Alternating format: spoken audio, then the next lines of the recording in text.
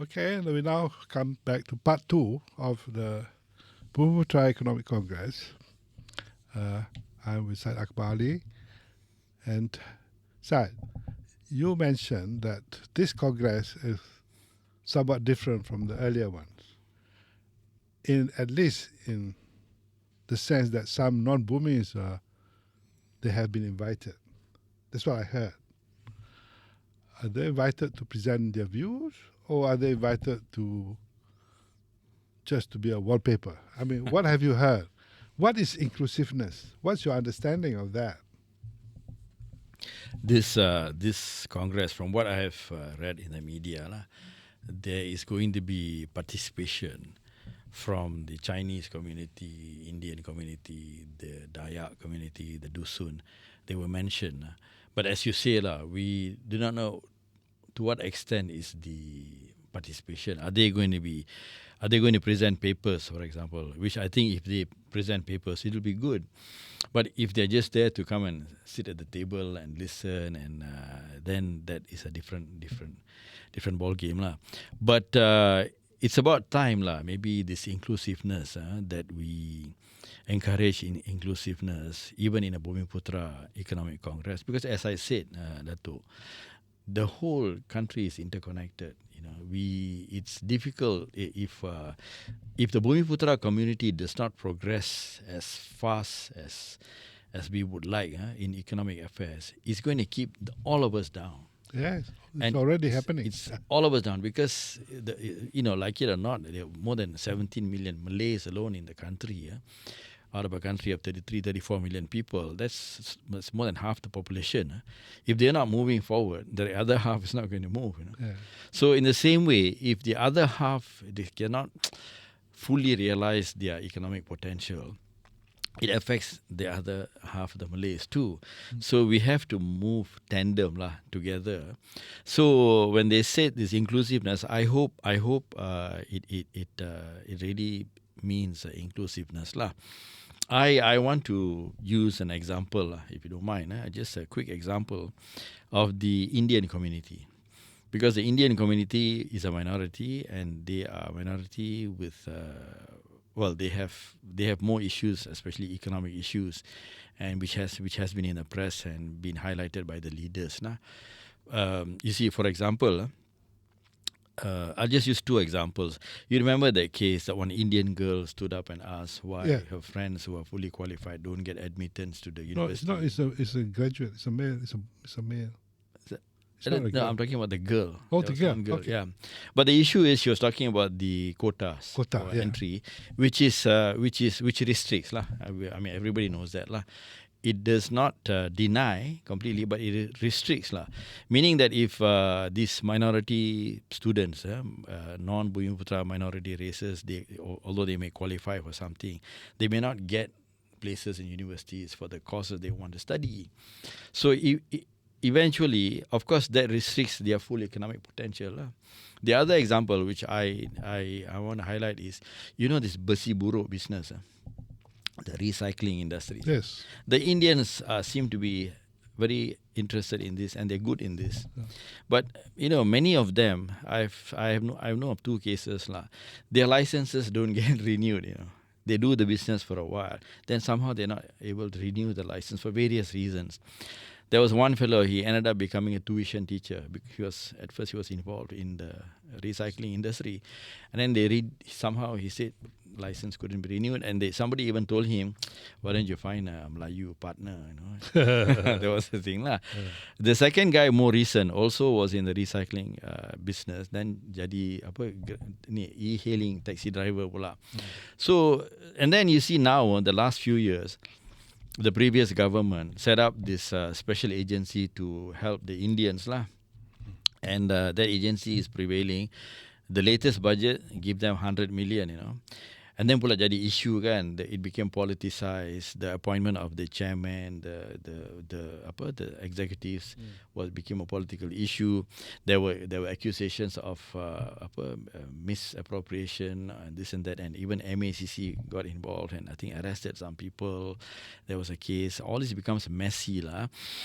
This is the wrong way of doing about it. You see, you are giving, now you're saying, okay, let's help the Indians set up a special agency. 100 juta ringgit setahun is a lot of money. I think it's cheaper to allow the Indians to go to university. Tak ramai pun. Let them go to university, whatever course they want to study. If they qualify, they will graduate. They will contribute to the economy. They will be useful citizens. And then they will be independent. They will not need 100 million. Or they may not need as much of 100 million as what we are budgeting now. If the fellow can do his business in a recycling industry or whatever, he will not need any more assistance. He will probably be independent, create employment. And this recycling industry is export-oriented also. They export a lot of stuff that is recycled. It earns forex earnings for the country. The ringgit may strengthen a bit, we don't know, yeah.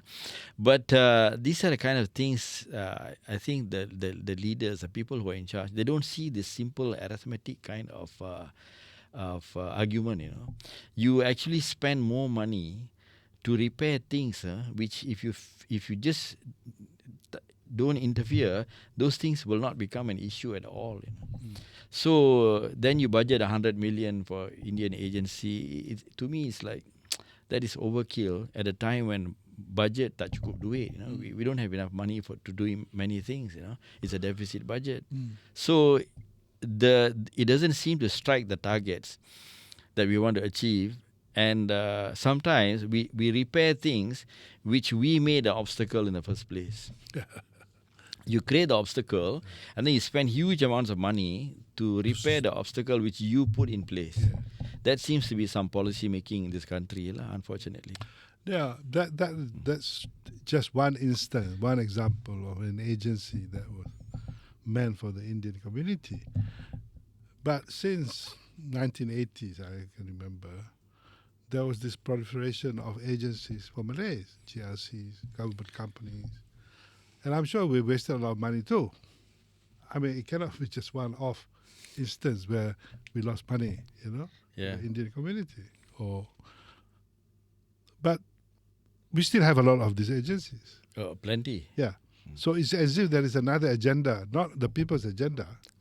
Yeah, I agree. But it's like, some people are making money out of these GRCs. Exactly.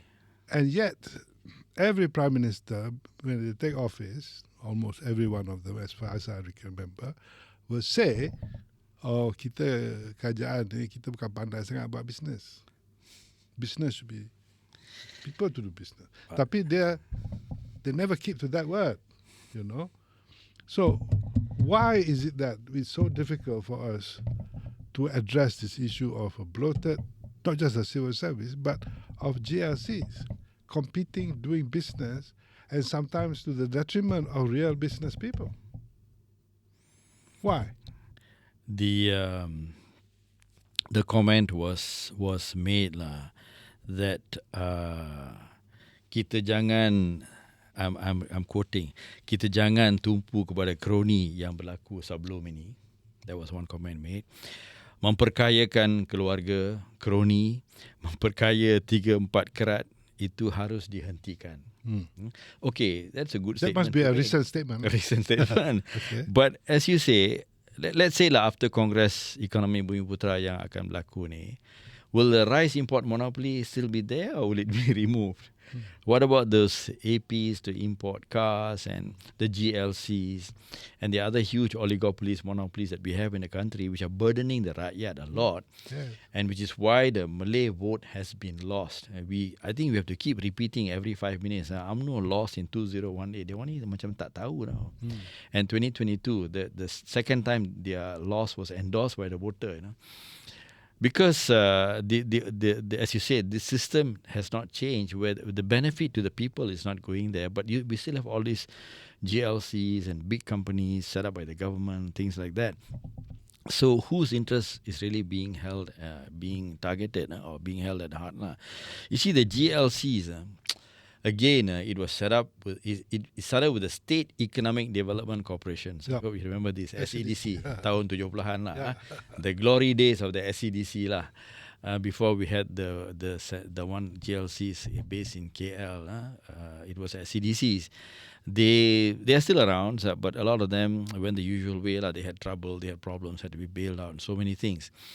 But there is a fundamental flaw in the GLCs. We discussed this earlier, but I mean, a GLC is set up by the government using taxpayers' money. The government collects money from the taxpayers, and then it takes a portion of the taxpayers' funds to set up a government company, which is called a GLC. And the GLC then operates in the economy, competing against those same companies who are operating in the economy and paying taxes to the government. So you are using taxpayers' funds to set up companies to compete against the taxpayer. For example, imagine that in a town, katakanlah, there are 3 supermarkets. Let's say they've been there, they are competing, life is tough. Okay lah, they make some money, they make some profits, they are paying taxes to the government, but they're getting along lah. Tiba-tiba, government GLC comes in and sets up another supermarket number 4. For sure, it'll impact the business of the other 3. Some of them might make losses, more stiffer competition. The GLC has almost unlimited resources. The government is your funder. Taxpayers' money is going to fund you. You see, you have resources. But by introducing a GLC into this town with 3 supermarkets, those 3 supermarkets may have more problems. Maybe they'll start making losses, meaning that the moment they make losses or make much less profits, they will either not pay any more taxes to the government or they'll pay much less taxes lah. If you don't make profit, you don't have to pay taxes. Meaning the government now loses tax collection. So the more their GLC becomes profitable, the more he pushes out the other players in the market. So ini makan diri lah. You are destroying your own source of revenue, tax revenue. You are killing the goose that lays the golden egg. This has been happening in our economy now for decades. That's why we see now after so many years, there are this issue of unemployment, graduate unemployment, because there are not enough job opportunities. Job opportunities don't grow on trees or fall from the sky. You need that factory, you need that supermarket, you need that hotel, the restaurant, the offices, everything, the warehouses, which generate economic activity. These are the people who create jobs. So when you introduce GLCs into the equation, they inevitably they elbow out the competition, or competition becomes stiffer. The difference is, it's okay if there's competition in the market, in the economy, when everybody competes using their own funds from their own productivity.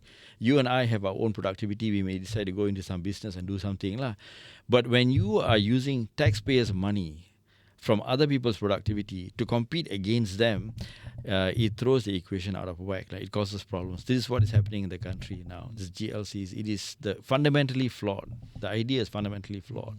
And before we take another break, I just want to address the viewers that our Khazanah, the GRCs, they're not doing that great either compared to, say, 10 years ago. I have some figures, but off the cuff, I can tell you the profit, the assets, the profit that we have now from all these institutions are much less than before. So it's not that great a business idea to start with. So I hope the government or this economic congress will look into this. But of course, I don't know whether they will cannibalize their own gang. Do you know what I mean? So this is the challenge for the government. Okay, we take another short break. We'll come back to you on the last part on this subject of Bumiputra Economic Congress. Thank you.